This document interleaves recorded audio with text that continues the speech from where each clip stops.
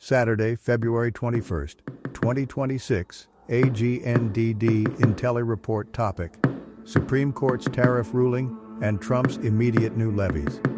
Please pardon any visual and informational inaccuracies in this partially AI-generated article-based video. Supreme Court's tariff ruling and Trump's immediate new levies add new uncertainty in global trade. The decision is a major setback for President Trump, who responded by imposing a 10% global tariff after lashing out at the justices who ruled against him.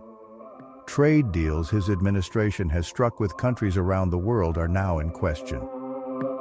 The New York Times, February 20th, 2026. The Supreme Court strikes down a major piece of Trump's economic agenda. Here's the latest.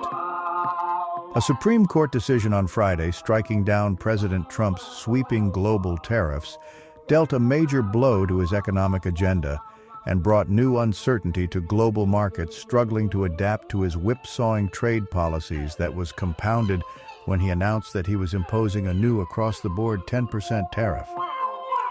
The court, in a 6-3 decision written by Chief Justice John G. Roberts, Jr., ruled that Mr. Trump had exceeded his authority when he imposed tariffs on nearly every U.S. trading partner last year.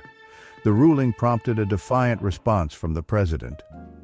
In a news conference at the White House, Mr. Trump excoriated the justices who had ruled against him as fools and lapdogs, and foreshadowed the new tariffs he announced within hours to begin on Tuesday.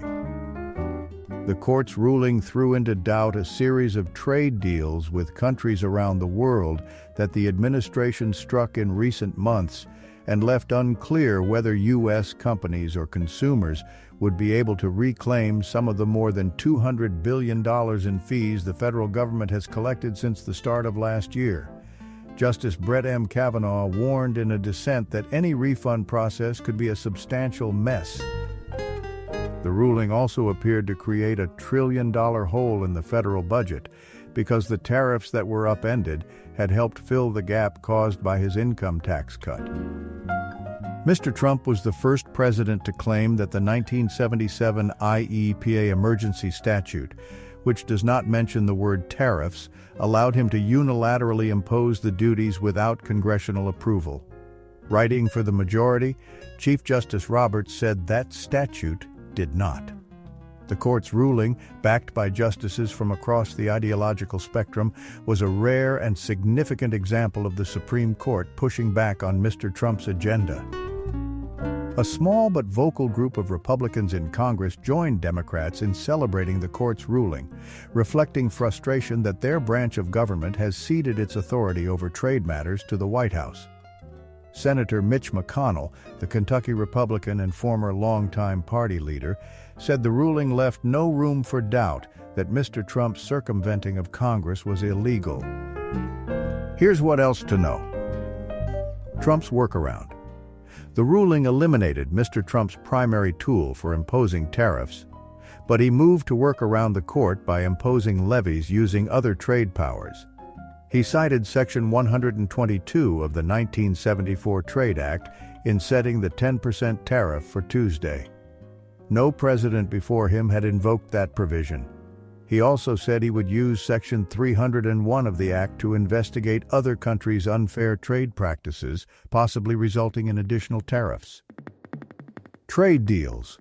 Many of the trade agreements countries struck with the United States set tariffs at around 15% or 20%, lowering what would have been steeper duties in exchange for favorable trade concessions and promises to invest in the United States.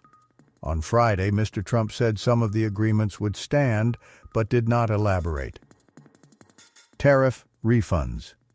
The administration may have to refund more than $100 billion in tariff revenue to thousands of American importers, a head-spinning process unparalleled in scale and complexity that could take months or even years. Fools and lapdogs. Reading from prepared remarks, Mr. Trump assailed the 6 Supreme Court justices who ruled against him, some of whom he had nominated, accusing them of being disloyal to the Constitution.